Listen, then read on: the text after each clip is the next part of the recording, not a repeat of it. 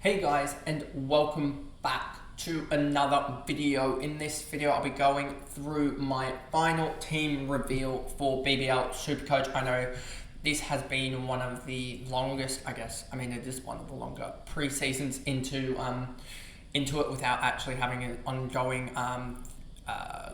game ongoing. I know that fantasy for the women stopped in November, early November, so this has been basically a full month. It stopped. The women stopped on the weekend of the 5th of November, so this has basically been about 40 days straight of BBL SuperCoach content exclusively. And I know that I did my first team reveal looking back here on the 28th of October, so we're almost nearing on 6 weeks, like 45, 50 days of straight BBL content or BBL content intermittently alongside AFLW and then straight into it. So this is almost the culmination of everything. But anyway, let's just jump straight into this video here. As you see, that is some of the side there. I just wanted to quickly highlight the YouTube league here that I've got running on here. You can see here is the code to get in. 712608. 78 of you have joined 77 alongside me have joined. I know that it was at about 32 or 33 when I flashed it a couple of days ago. So anyway, let's get into the side. Let's put this up on sort of the 150 or so. And then we'll make it bigger, and I'll sort of go through my plans, and then I'll quickly also just put Google Sheets, and I'll sort of go through my thinking alongside it, clear it up, and then clear up this sheet here to get it fully open for round one. But we'll just do this, and we'll go to BBL schedule there, so that will be in the background for you guys. But anyway, so to start off, the weekly keeper line, I've ended up going for Seifert and also Doran, and this is simply put because I don't want Clark's in horrendous form at the moment, pretty much. And I know that I said that I wanted Clark, etc. At this point now, with the likes of Maxwell being out as well as Hardy being out, confirmed Hardy out pretty much until Christmas and not bowling until the new year, I ain't touching Hardy. I ain't touching him at all this year. That means that I've already grabbed short. There's not much. There's the 117s, etc. that I really want to grab in round two, etc. Like potentially Cooper Connolly. We've just received sort of news about that. I read an article from the West or whatever about that, about him potentially batting 3 and bowling 3 or 4. So he's a guy that I don't want to necessarily start because he's not on the double, but I want to probably bring in round two. So that's why I don't need as much, because of the bowlers that we'll get to in a second, and that's why I've gone Seifert. He isn't a risk to go away. He doesn't have any international duty, or at least I don't think he does. So he's fine for round two as well. Whereas Clark would be out away, and Clark also wasn't taking the gloves as well. It was Harper that took the gloves in the practice game yesterday between the Stars and the Renegades. Sorry. So that's why I went Seifert, as he ended up with, I think, an 80 with just a 30-run innings in the bat. That did include a 25 bonus, strike rate bonus, but he got 25 points in the field. So I think he can genuinely average 10 to 15 points in the field. And then all he has to average with the bat is like 25, and you're getting a 50-point scorer easily. So that's why I went Seifert, because I think in round 3 I may move him to Philippi to help with that wicketkeeper line there and get a scorer there. But I think it's just, he's the guy I want to go with for the first double, and then we don't have to trade him. He's not a forced trade. So that's why I want to go him. And Doran, the easy, safe 19k, not going to do anything, just loop at the moment. And he, I believe, is my only loop to start. Then we get down into the bowlers line, the batters line. Matt Short, the obvious one, of course. I have the captaincy on him early, but that's just the Curran. Curran's going to be my VC on night 1, and then we'll go from there. We'll probably loop with the Doran factor because he's not going to play. That's fine there. Matt Short, Jamie Overton there. These two are there for the round 2 double. I know that a lot of people have thought about going with against Matt Short. I just think at this point in the season, you don't want to make these type of plays because they can kill your season, especially with the price range that Matt Short is at. because in three games with the bat, I can basically have Matt Short there sitting there and just be like, okay, he's averaging 50 instead of 100. It's not the absolute end of the world that he does that, etc. But if he goes and averages 100 again, and those people play against him, you're almost season. It almost is season in tatters at that point. And if he goes even larger than 100 in the first three games, if he goes large in the double, you could be facing it because of the captaincy. You could be down like 70, 80 points, just even if you have fair value around your squad, just because of Matt Short in the double being 80 points higher than anyone else. So that's why I've gone with Matt Short early. It's more of a risk mitigation strategy, I feel like. And then later on, I can go pod territory. It's just at this point, there are pods that are, anti-podding things, and Matt Short at that price point is something that I don't want to anti-pod at this point. I'm not that risky.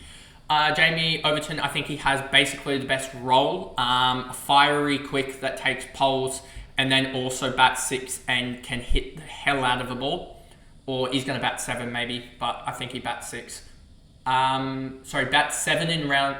No, he bats 6 in round 1 and then 7 when Ollie Pope returns. I'm pretty sure what the plan is for them. So, yeah, that's almost perfect role. Tom Curran, pretty much the exact same role, I would say. It sounds like maybe he bats 7 rather than 6 across every game, but bowls 4, bowls death. He's just perfect role.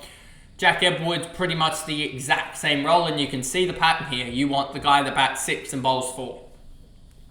Because there's not really anyone that bats 3 and bowls 4 in the comp at the moment. That would have been potentially Maxwell, but even at that point, probably not, or Webster, but we're going against Webster at this point. But yeah, Jack Edwards here. I just, like this selection at the moment because he's going to bat, I think, 6 and bowl 4. There's also question marks over Hayden Kerr and also Sean Abbott, and it looks like Sydney are going with Todd Murphy, and also they're going with Daniel Hughes as well. So that ends the Patterson versus Davies debate because Hughes is fit. Edwards, I think, gets a better role even now that we've got the news about Hughes. So I really like that there, and also seems like Dvorshis is fit. So it could, if Abbott isn't there because of the birth of his child, then it will really help out Edwards, because Edwards is a much better death bowler than Bird, much better death bowler than Dvorshis. He's pretty much locked in to bowl death then if Abbott isn't there. I mean, I'd lock him in anyway, but he's basically their only death bowler if that is the case then, because Dvorshis isn't that good in the death. He's more middle overs that he's good at. And then Stoinis, this one is just cash save, honestly. He's been in horrendous form. Didn't bowl yesterday, didn't bat particularly well, but all he needs is one good innings. Literally, an innings of 31 off 15 gets him his break even. I suspect he bowls an over here and over there, etc. Maybe bowls an over and a half to 2 overs per game type scenario, and he should outdo his break even of 28 doing that. So I'm happy about that. And then the batting reserves, Renshaw looks pretty much set to bat, I suspect 4 and maybe bowl a cheeky over per game. And then Sammy Constas looks to be opening the batting for the Thunder. Look, at his price point, you just hope he gets one good innings of 20. If he gets a good innings of 20 off 12, he is absolutely flying. And basically, if he does that, he'll go up, beats his break even by 32. That'll set him up for a negative break even plus a jump of 6.5 to 7K. So you see that there, just there. Probably even more, to be honest with you, given that he probably jumps about 300 per. So he probably jumps 9K, I would say, with that, with the 20 off 12. And then maybe gets a catch in there as well. So he's just, I think, could easily jump 50K. And then I would probably be almost chucking him for the Thunder double, because by then he might be even out of the side or whatnot. But I think he's a guy that could play early on in the year and then just just make a lot of cash. He probably won't be valuable in the double for the Thunder, but we'll just get to see at that point. It'll be around round 4, round 5 that we start to think about chucking him out in that single there. Then we get to the bowlers here. I've gone with Andrew Tye over Jai Richardson just because I think Andrew Tye is almost the better batter. He's in decent form with the blade, as well as he's going to be bowling his 4, I suspect. I could obviously flip this back to Jai Richardson. I just want Andrew Tye first up. against the Melbourne Stars. I think he has a pretty good record. Let me just check here against Melbourne. Season stats. Against Melbourne Stars, he's gone 43, 64, 38. If I just go to Richardson here, let me just type this in. Richardson. I've spelled that wrong. Richardson. There you go, Jai Richardson here. If we look at his stats against Melbourne Stars, he's gone 74, 112, 37. So, yeah, that's probably a decision between these two guys at the moment, to be honest with you. I don't know which one I'll go with. I'll probably honestly go with the one that has higher ownership at this point in the season. So, yeah, we'll see which one that is in the end. It probably will be Jai Richardson, just because Jai Richardson is, I guess, a guy that is considered underpriced massively because of past years. So, yeah, that'll be that. Then you're probably wondering, why the heck have you gone with four Melbourne Renegades players? O'Neill and Zampa were two guys that I was like, yep, I'm just going to pick them. And then also, I was just looking at this with Rogers and Khan, and I genuinely believe that Khan could pick up maybe 2 wickets, plus also contribute at 30-odd with the bat.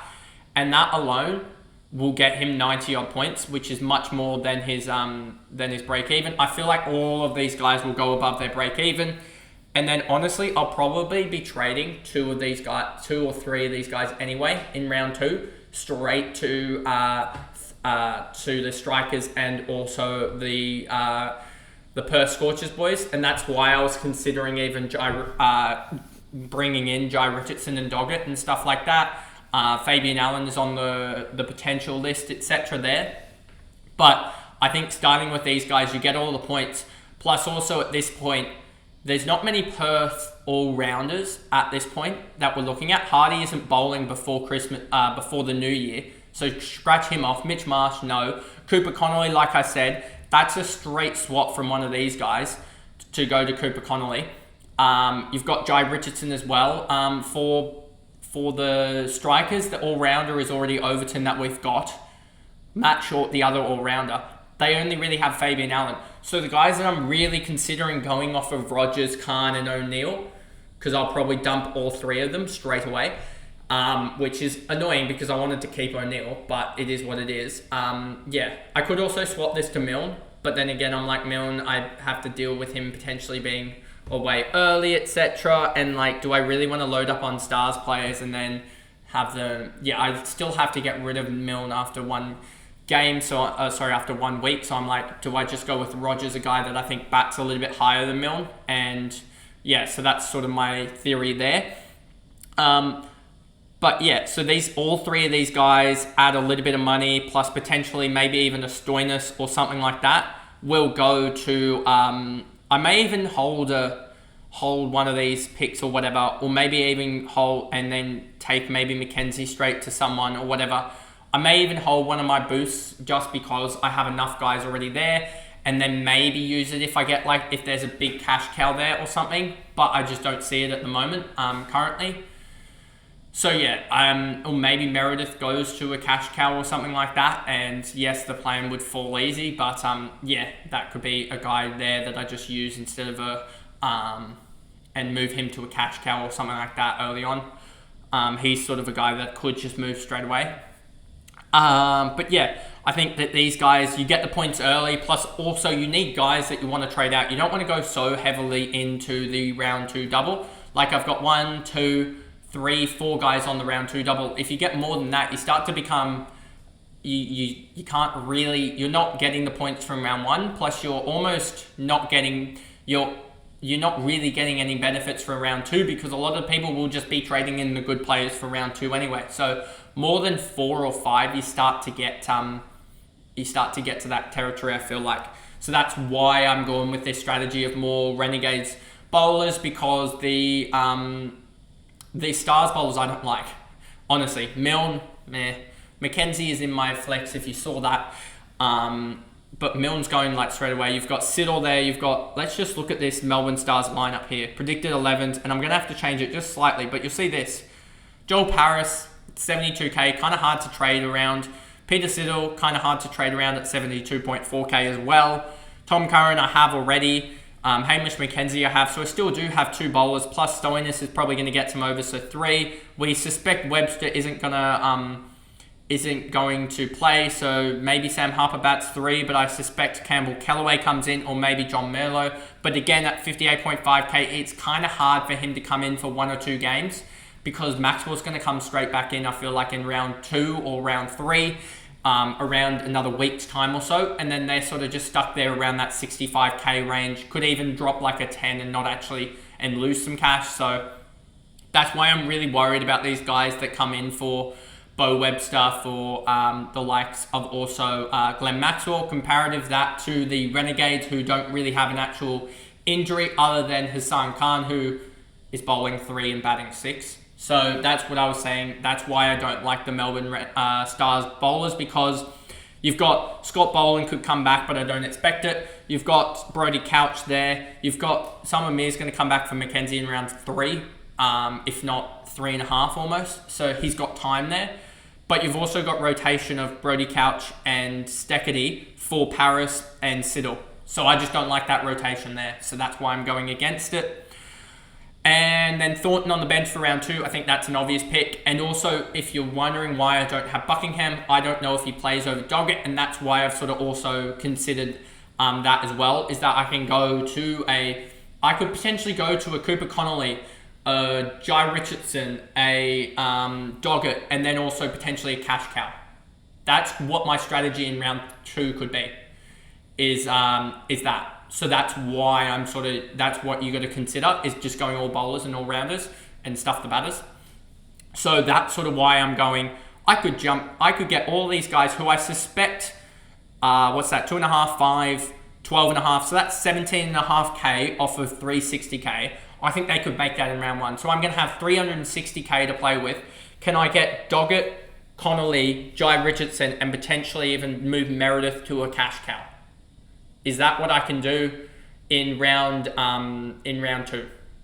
If that is what I can do, then that'll be absolutely amazing, to be honest with you. So that's sort of what I'm considering at this point in time. But anyway, I think that's a good point to finish this video off with, and sort of why. And I'll just quickly go. So you have this. You've got the league here, 78 people in it so far, like I said earlier on. And I just want to go quickly and just say why these top guys I'm going against. Fraser McGurk, don't like his technique at the moment. He got 15 off 8 or something like that, 16 off 8 in the trial game against the Stars when everyone went berserk. So going against him. Will Sutherland, I don't like him bowling 2 overs and batting 7 behind Khan. I would rather Khan at this point in time. So that's why I don't like Sutherland. Especially are they playing at the SCG or are they playing at Marvel? They're playing at the SCG and GMHBA Stadium, 2 stadiums that are known for kind of being spinner tracks. So I'd much rather the spinners there. And also we don't know how Richo's gonna get up in general, because Richo is Kane Richardson. But also we don't know if Sutherland was just testing it out, and we know he was testing it out if he actually feels 100% or whatnot. We know he also didn't bowl 4 in the last year quite regularly as well. Maxwell, we know he's injured. Webster, we suspect, is going to get the news that he's out soon. And then Harper, Doran, Philippi.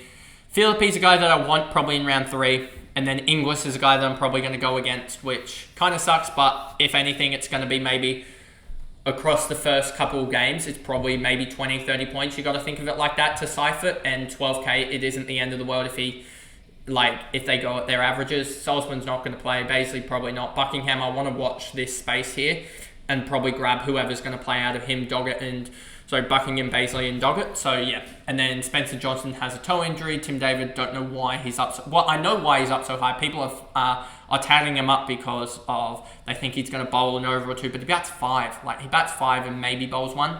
That's like the dead position in BBL SuperCoach, to be honest with you. And then Cooper Connolly and Jai Richardson are guys that I want later on. Michael Nisa, we know, is injured. Moses Henriquez is probably going to bat 4 and maybe 0 to 1 over, so just not there, I don't think. Josh Brown is a guy that I've looked at, and I'm happy that his ownership is pretty low, because he's going to tear it up, I feel like. And then outside of that, I'm pretty sure I've explained a lot of these picks. So anyway, that is the video there going through my BBL SuperCoach team reveal. I've done it a couple days early, as obviously I jet off in less than 24 hours time now. Still have to pack.